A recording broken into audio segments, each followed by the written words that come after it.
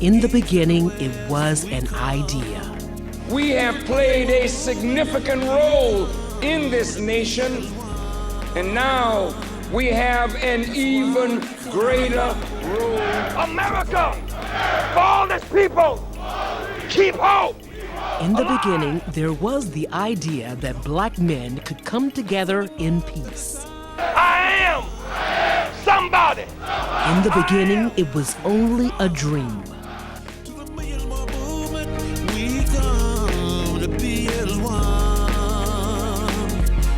That's why we come.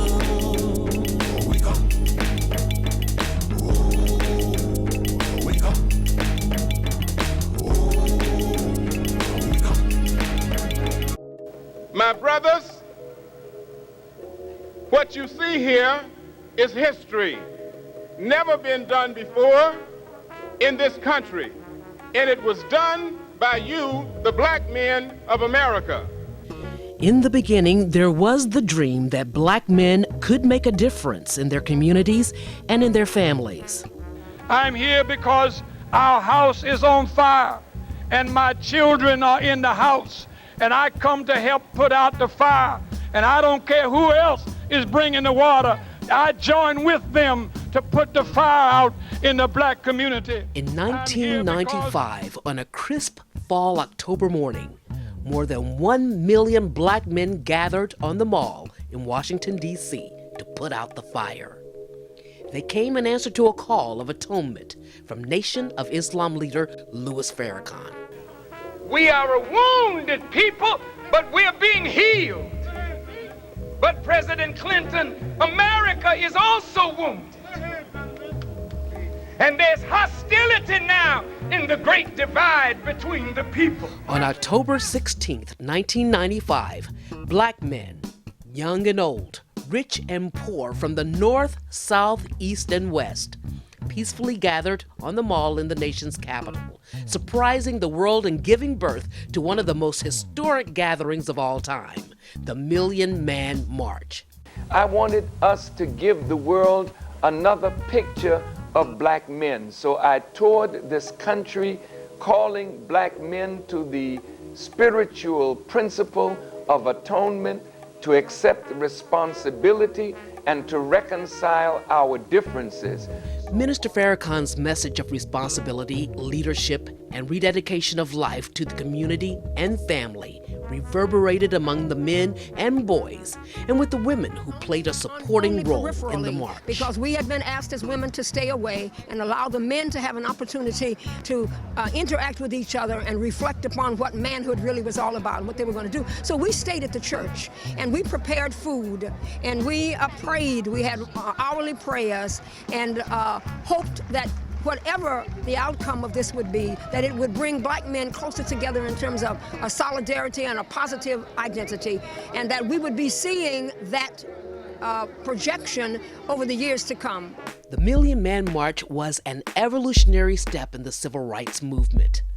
Out of the march came the Million Woman March. On October 25th, 1997, the streets of Philadelphia were jammed with African American women from around the nation. It took the country and Philadelphia by surprise. More than 1 million women.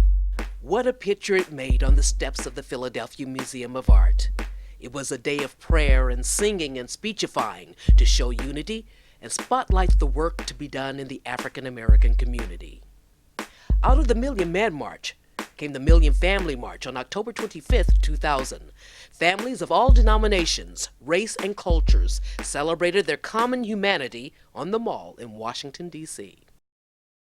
What is more beautiful than a bouquet of flowers, different colors, but growing out of a common earth, needing a common water, growing into a common atmosphere? Who would be stupid enough to say the rose is better than the orchid? You just won't talk like that. Nature won't let you say the rose is better than the orchid. The rose might be your preference, But who said it's better? On that October day, couples exchanged wedding vows. And Minister Farrakhan and others asked family members to pledge to support each other and strengthen the family ties. I pledge to leave from this place and retrieve every member of my family. I will not forsake those who have fallen on hard times. I will not forsake those who are in prison. I will not forsake those who've fallen into drugs, nor will I forsake those who are sick and in need. But if On Mother's Day of that same year, the Million Mom March brought together a diverse background of women on the Mall in Washington, D.C. They were moms and women against guns and violence. And there was the Million Youth March in Harlem, New York in September 1998. Young people marched for education and jobs. 6,500 youth surrounded by 3,000 New York cops. And on August 17, 2002, voices on the Mall rang out with shouts of reparations as the Millions for Reparations rally was held on the 115th anniversary of Marcus Garvey's birth. We cannot settle for some little jive token. We need millions of acres of land. We're not begging white people. We're not asking white people. We are demanding what is justly ours. You support reparations, I support you. You don't support reparations, I don't support you. Is that simple enough? 10 years ago, in 1995, the Million Man March was not only the father of many marches, it was the father of a movement, the Millions More movement. Marches are not movements. What we need is a movement. We need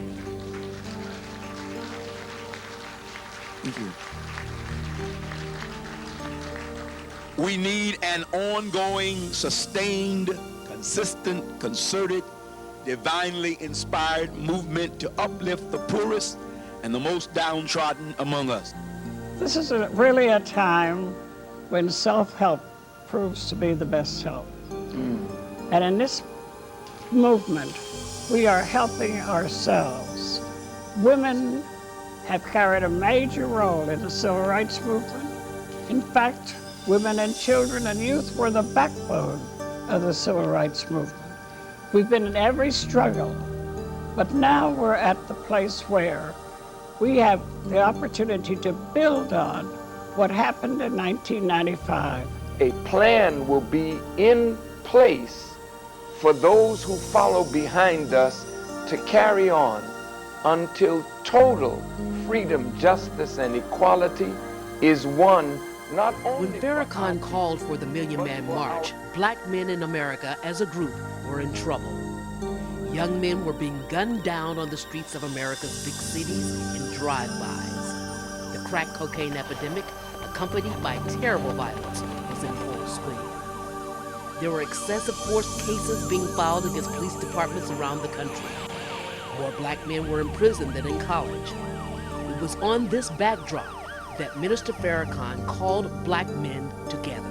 I wouldn't feel right not coming to an event where just a mass of my people, 1 million, I believe to be today, are here, for in the same interest. For unity amongst our race, and just to tackle a lot of issues that we have. So if I wasn't here, I wouldn't be doing my part as a black man. Just us coming together, regardless of our differences, cultural, religious, regardless of our differences as a people, putting that to the side and uniting for a vital cause, because that's the only way that we're going to elevate and progress as a unit, Some good things happened in the black community around the country because of the Million Man March. At that march, we had 25,000 people, young children in orphanages. Every one of them have been placed in a home. We have adopted prisons. We have gone back into our cities and started mentoring groups to make young men take the responsibility of their wives, their children, and their communities. So a lot of those goals were accomplished, but the main goal was to show the world that black men are not thieves and robbers and cutthroats and wild, savage people, but that we can compete with the world as a highly intelligent, civilized group of persons. You know, not to mention that the Million Man March registered hundreds of thousands of voters, and that was very significant, we believe, in the 1996 election. And so the goal of increased political participation was met through the march. As well as the spirit of the march, crime went down in major cities as this spirit of responsibility covered the country. I think that the goals were clearly achieved, but I think that's why 10 years later we must regroup, come back to the landmark, and do it again, because our people and this nation needs this type of inspiration. But that march was not without controversy. Minister Farrakhan was the leader, and over the years, he has been accused of making inflammatory statements about Jews. Some leaders in the black community were afraid to be associated with him for that reason. We need to come together to deal with the pain of our people. We may approach it from different paths, but we're on the same road, and that road is being cut off by the forces that play on our disunity. We want youth gangs to see the unity of the leadership of their community so that we can, with credibility, tell them to lay down their arms and stand together, because what we are opposed to is much stronger than our little divisiveness between us. I stand here today knowing that you are angry, that my people have validated me. I don't need you to validate me.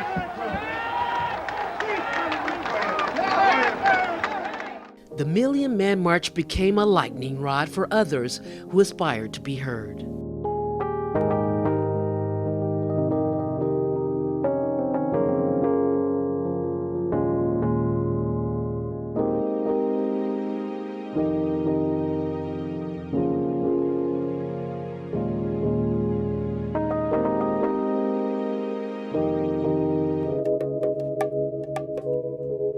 The Millions assemblage is still not finished. 10 years later, Minister Farrakhan has once again gathered millions to the mall in Washington, D.C. But this time, it's a movement. The Millions More Movement on October 15, 2005. 10 years after the Million Man March, we have taken a look at the condition of our people. Although we have many more learned of our people, many more in the middle class, many more millionaires and a few billionaires, many more in corporate America. We have 500 black mayors and about 10,000 black public officials, yet the masses of our people are slipping further and further behind. It is our mission to deal with the unfinished constitutional business. We need and do not have the constitutional right to vote for the president. We have 50 states, separate and unequal elections. That's why you have such calamity at election time. Equal high quality public education for all children. Children in Appalachia ride to school 3 hours one way each day on to rabbit trailers when they get there. Equal high quality health care, environment. So our movement is triggered by our pain, but it's good for the healing of the nation. Women are responding to this call because we feel that we accomplished a lot during the civil rights movement. But today, millions of our children live in poverty, and most of those families are headed by women. And all that we see today is that this is a time for men and women to come together and to stand up for what we believe, but also the reason I'm honored to be a part of this is because I was here for the Million Man March, and I've been to the other marches.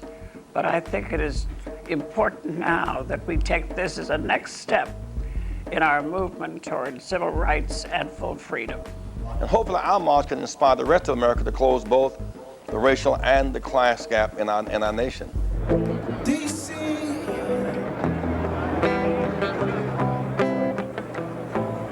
Black people, if you don't have no fear for the government, please stand up. If you're not scared of George Bush.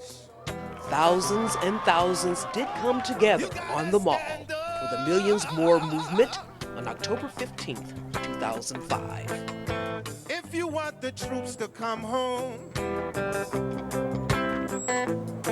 you gotta stand up. If I was president, I get elected on Friday, assassinated on Saturday, buried on Sunday. They go back to work on Monday. If I was president.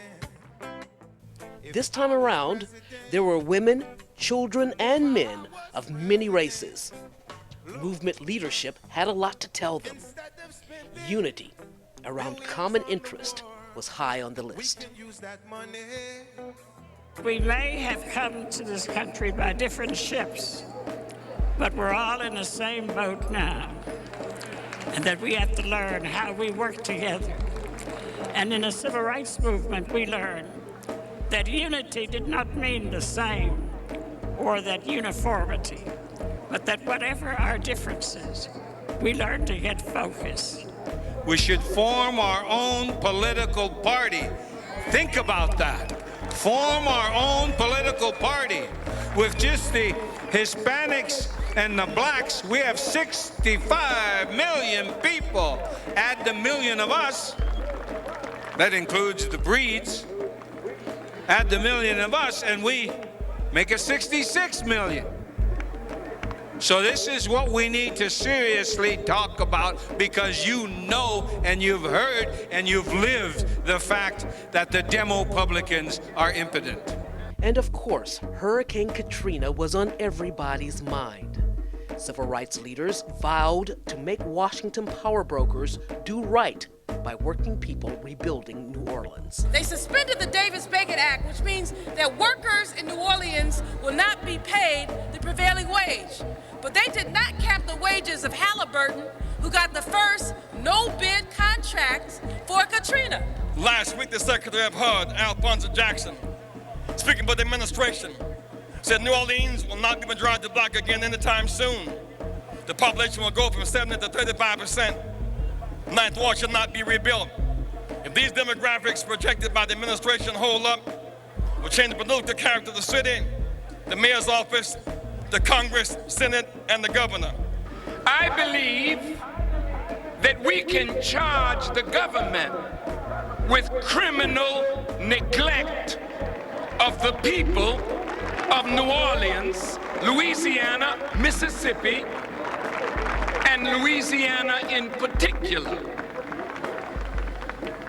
I believe, and we need to look into it, since we can't sue the federal government, we can sue Homeland Security and FEMA for criminal neglect. I think we need to look at a class action suit on behalf of the citizens of New Orleans who have lost everything, and the government is not acting responsibly to give them back what they have lost and return them to their homes. Speaker after speaker ticked off issues of concern facing the African American community and the poor. Issues like poverty. Are we ever going to get serious about eliminating extreme poverty in this country? I say to you today, that's not a black and white issue. That's a wrong and right issue. And America's got to get on the right side of doing something to help those who are socially, politically, and economically and culturally disenfranchised. And so we come. And there was a demand for an end to taxation without equal representation for D.C. residents. Representation and inclusiveness that are not shared by the residents of the district whose voices remain unheard. Ladies and gentlemen, it is time for democracy to flow into the streets and communities of Washington, D.C. It is time for the district to have a vote in the Congress of the United States. It is time for the district to become all that America is supposed to be. We're in your schools. We're in your boat. We're in your church. There were some tense moments during the Millions More movement gathering. The homosexual community made a crack in the unity image that was put on display on the mall. They held a countermarch to protest the exclusion of their chosen representative from speaking on the dais. Officials of the Millions More movement picked Cleo Manago of the Black Men's Exchange to represent the homosexual community. Many of us do not know who we are. We need healing opportunities, particular to the Black experience, that explicitly acknowledges our diversity, which would include same-gender loving sisters and brothers, non-religious folks, powerful women, people who are differently able physically, and others loyal to Black unity, life, and success. Controversy aside, if there was an overriding theme for the Millions More movement, it was unity. The more we are organized, the more we can generate power to change reality. The more we unify, the more power we can generate to change reality. Minister Louis Farrakhan gave everyone their marching orders. If we go from this place and mobilize and organize street by street, block by block, house by house. In the beginning, there was the Million Man March. It was a dream. It was an idea. It became a vision for the future. The Millions More movement. The next step for social justice. That's why we come. We come. We come.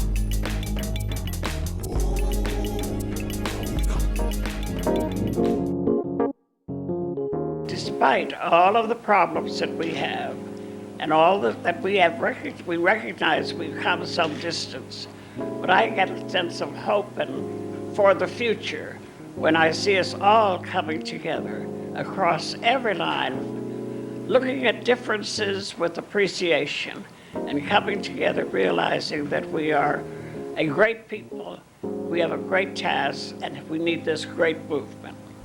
That's why we come. We come. We come.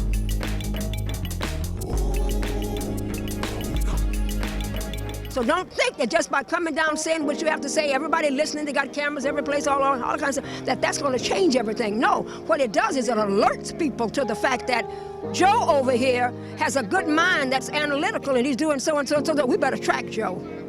You see? But the women, I tell you what we are. We are the armed underground. That's why we come. We come. We come.